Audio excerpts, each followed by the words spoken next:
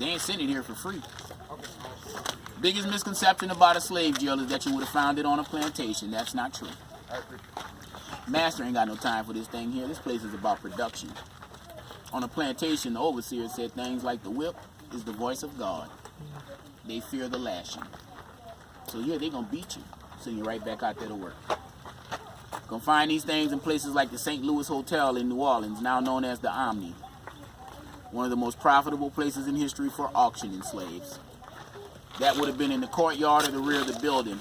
Owners arrived from the upper south during the domestic slave trade. They check into the hotel and they place their property in there.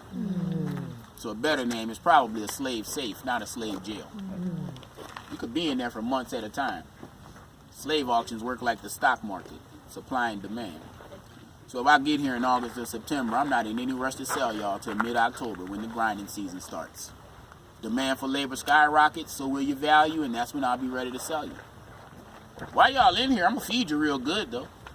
I need your weight up. Physical appearance gotta be right. Brooks Brothers had a slave auction clothing line during the domestic slave trade.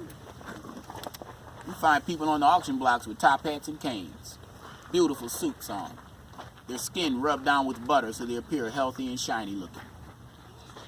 $20,000 to $40,000 transactions on that bill of sale over there in today's money. I can't stand you up on an auction block trying to sell you to do this hard daily work out here if you're standing up there looking like you're gonna die if you take another step. So the domestic slave trade is the exact opposite of the international slave trade, y'all. International slave trade, they're skinny and sickly and emaciated on those auction blocks. Been in the bottom of those ships months at a time, barely being fed. Of course they come out there looking like they ain't got nobody. Domestic slave trade, exact opposite. You have to appear as if you can survive that hard daily work you're being sold to do. And so it's like going to a used car lot today. Everything out there got a complete detail job on it, don't it? Armor all on the tires, the paint's been waxed. Open the door, it's gonna smell like a million roses. It might run 6 miles, 6 months, or 6 years. You won't know till you buy it. Same principle applied at the domestic slave trade auction.